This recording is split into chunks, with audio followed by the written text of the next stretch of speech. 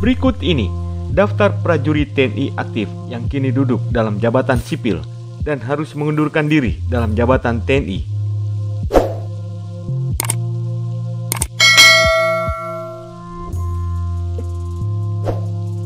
Berdasarkan Undang-Undang Nomor 34 Tahun 2004 tentang TNI, perwira aktif hanya dapat menduduki jabatan pada Kantor Koordinator Bidang Politik dan Keamanan Negara, Kantor Pertahanan Negara, Sekretaris Militer Presiden, Intelijen Negara, Sandi Negara, Lembaga Ketahanan Nasional, Dewan Pertahanan Nasional, Search and Rescue atau SAR Nasional, Narkotika Nasional, dan Mahkamah Agung. Sementara itu, pembahasan revisi Undang-Undang TNI oleh pemerintah dan DPR mengatur terdapat 5 jabatan sipil tambahan di kementerian dan lembaga yang bisa dijabat oleh prajurit TNI aktif, yakni Kelautan dan Perikanan, BNPB, BNPT, Keamanan Laut, dan Kejaksaan Agung. Meski begitu, sejumlah prajurit TNI aktif diketahui telah menduduki jabatan sipil meski belum pensiun dini atau mengundurkan diri dari dinas keprajuritan.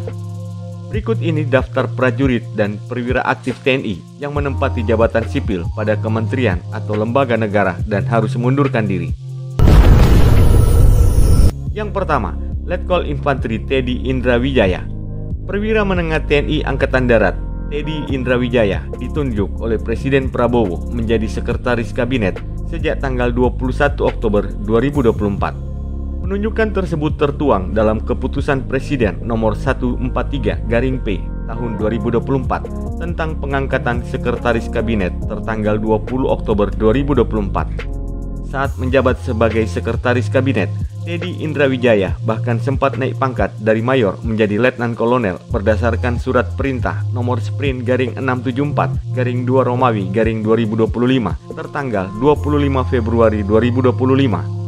Sebelumnya, Teddy juga merupakan ajudan Prabowo saat menjabat sebagai Menteri Pertahanan dan pernah juga menjabat sebagai asisten ajudan Presiden yang ke-7, Presiden Joko Widodo.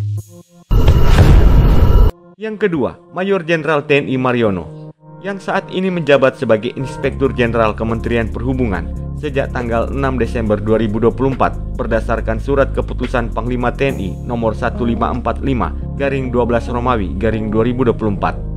Penunjukan lulusan Akademi Militer tahun 1989 itu dilakukan melalui mutasi oleh Panglima TNI Jenderal Agus Subianto. Mayor Jenderal TNI Mariono terakhir menempati posisi sebagai Korsahli Panglima TNI sebelum dimutasi ke jabatan Staf Khusus Kepala Staf TNI Angkatan Darat dalam rangka penugasan sebagai Irjen Kementerian Perhubungan. Yang ketiga, Mayor Jenderal TNI Irham Waroyihan.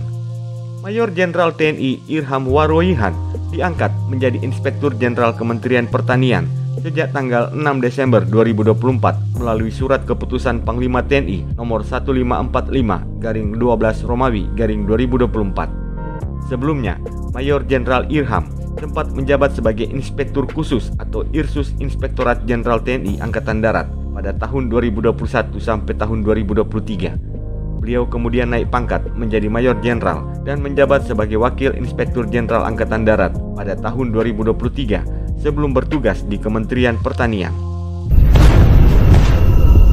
Yang keempat, Laksamana Pertama TNI Ian Heriawan.